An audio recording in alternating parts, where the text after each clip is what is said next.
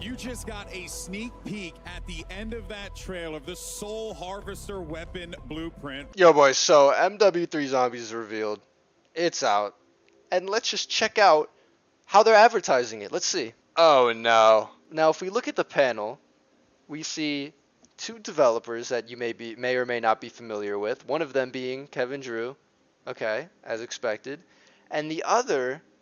Who is this guy? I wonder who he is. He does look a little familiar. Oh, that's right.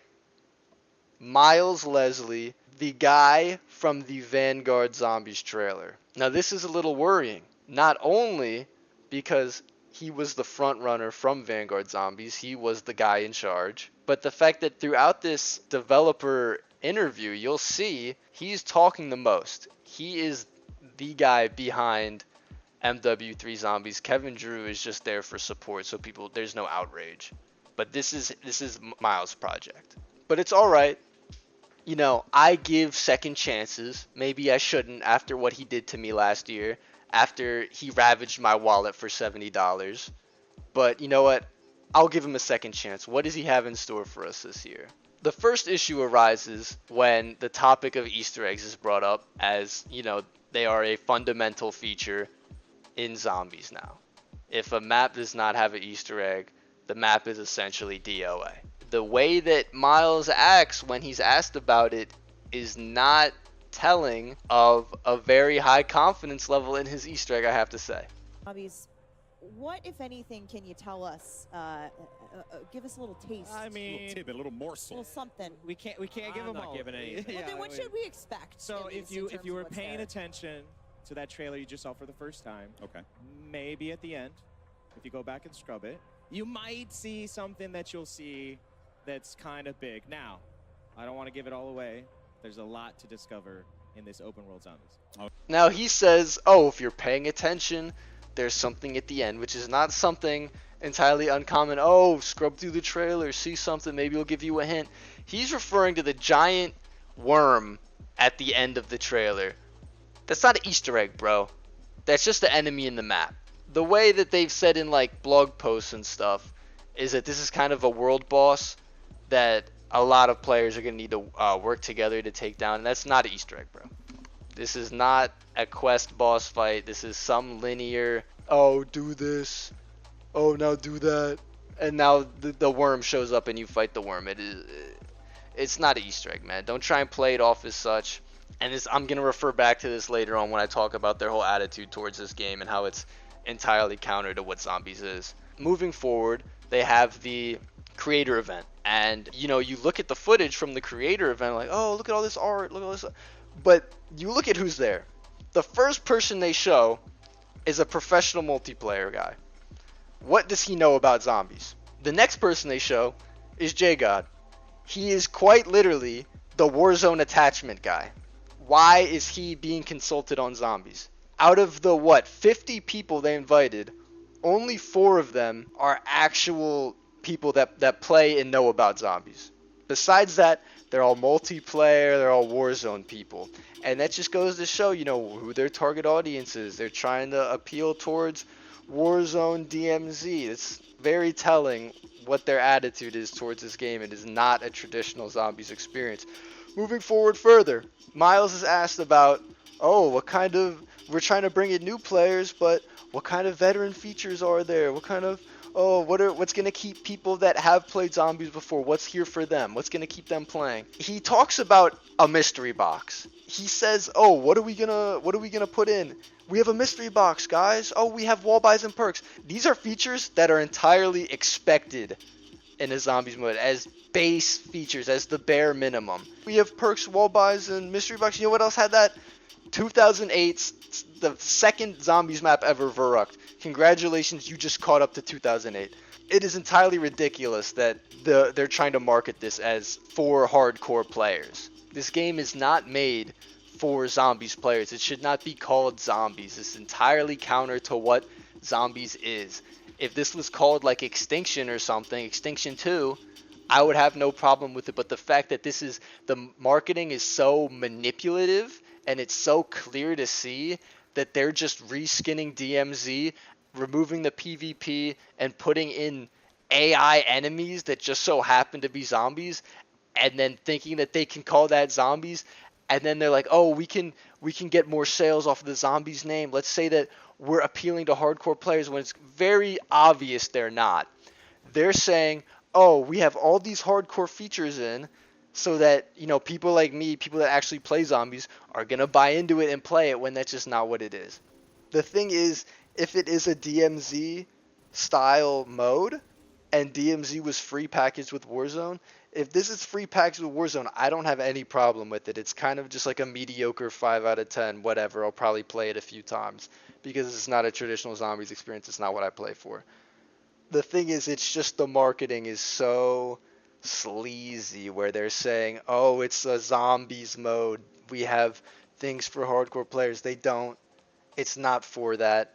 It is a DMZ reskin with AI enemies. There's no main quest Easter egg. There's no high round potential. It's an exfil mode. It's just DMZ. It's for casual players. It's for Warzone people to level up their guns. That's what it exists for. Nothing more. And so my main issue with this is the way it's advertised. They could have come out here and said, this is a DMZ mode with, not even, because it's so obvious that they did this just so, like, the purpose behind this is the marketing. They're not marketing the game. They're making the game for marketing, if that makes sense. Because they had the idea that, oh, we haven't had zombies in a year. They want to bring the zombies player base back in, but they know that they don't want this extraction type mode. So they put zombies in it, and they say that they're appealing to hardcore friends, but they literally spent like 15 seconds on that, and then they immediately, what Miles does is he immediately segues into the fucking cereal box. And it's just so obvious that he's entirely just changing the subject from hardcore players. And he's like, yeah, we did hardcore players, we did mystery boxes. Oh, but look at this cereal. Like, it's just so telling where their priorities lie in their target audience and what they're doing. Another issue I have is that they bring up the trailer and they start talking about the intro cinematic, and I guess this is the way they do this, is to introduce new players to the idea of watching the trailers more carefully, because as a zombies player, it's very normal to watch the trailer more than one time to see what's going on. And they kind of do like a walkthrough of how to watch a trailer. Like they say, this is the enemy, this is what he did, where you could just, kind of see that. And it's very odd that they take this villain from campaign and just kind of reuse him for zombies, especially when he died. Like, he dies, they retcon his death to bring him back and then make him the villain for zombies. It's very just odd. Gives a feeling that this is just kind of thrown together. They're breaking down this trailer, like, why? Like, what is the purpose of explaining the story piece by piece to the audience? Like, have you ever heard of show not tell?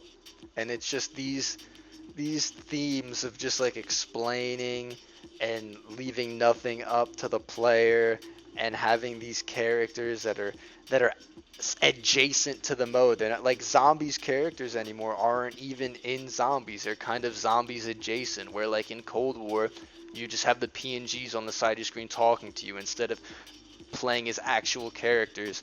Like you play these silent operators now that add nothing in terms of depth or story. They don't communicate to each other. They don't talk about what's going on. They just say, grenade here, reloading. Like, it's just entirely basic operator multiplayer garbage, and it has no place in zombies.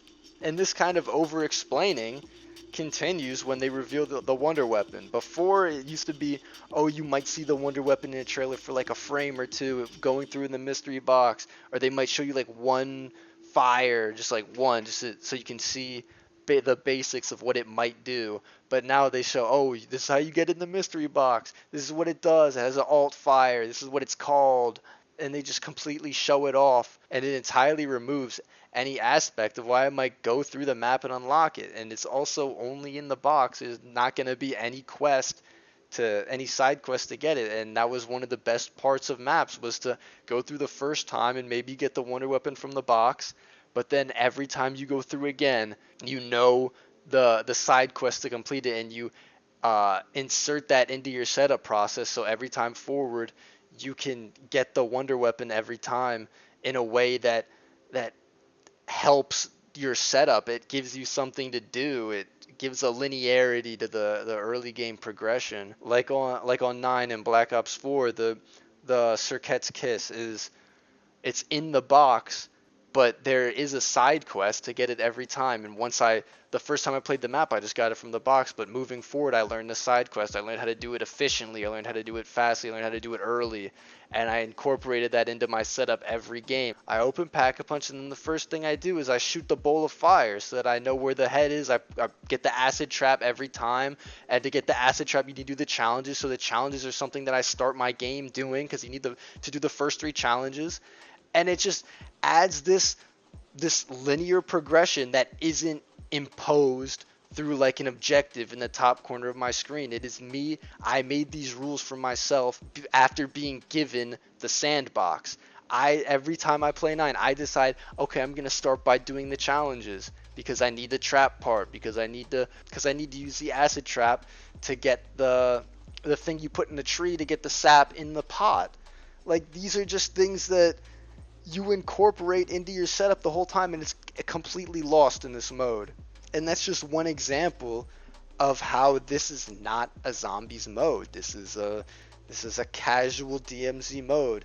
It should have been called something else. I really don't agree with calling this zombies, because it is not. It's just a DMZ extinction mode that has no depth to it. There's no reason why I would play this more than a few times.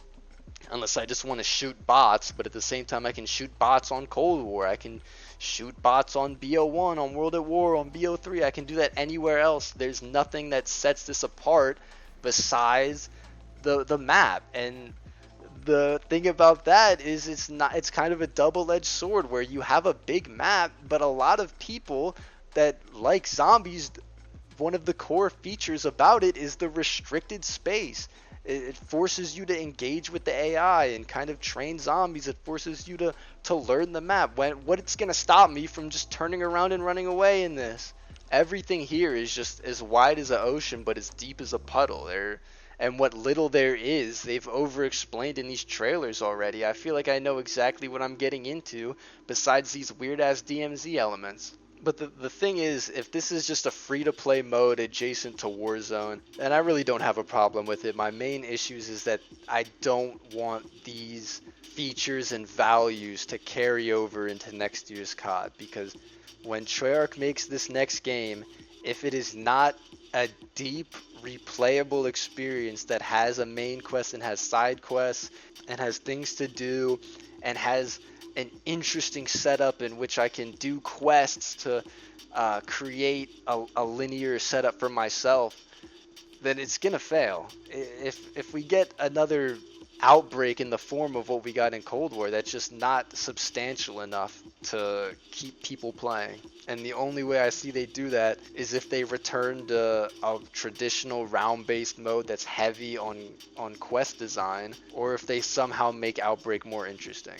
You know, I hope they figure out a way to do, but I don't see how they could with all these open spaces and a lack of meaningful progression. Instead of just picking up salvage and pack-a-punching your guns with points, it's not interesting progression. Interesting progression is what I do that I explained before on 9, where I'm thinking about what I'm doing. Everything I do in the early rounds to the mid rounds is to make myself stronger. I know I'm going to start by doing the challenges. I'm going to get the trap piece because I need the trap. And I'm just thinking about all these things at once, man. And it's something that I learned myself. It's not something that I have been told. And the way that they sprinkle in these blueprint advertisements for blueprints and just the way they push it is entirely off-putting. It's so gross. But in a couple of minutes, Lottie's going to give you all the details on the Soul Harvester weapon blueprint. Stay tuned. That thing is absolutely absurd. It's 100% something you're going to want to see in Zombies Day 1. They are trying to sell me on a $70 game. Before they have even sold it, they're trying to sell me these $20 blueprints. It's just disgusting. And it just shows that the lack of respect that they have for their most sophisticated game mode.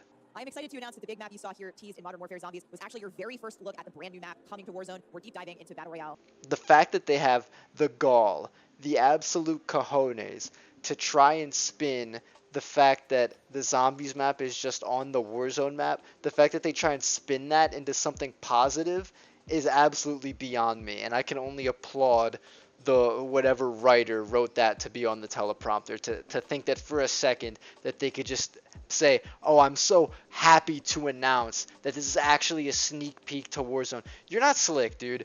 Like, you copied the Warzone map for the Zombies map, and you're trying to spin it into something positive. It's not. On no planet could just an absolute rehash of content like that ever be considered positive, and it's just insanely disrespectful to the players to even consider that as a possibility.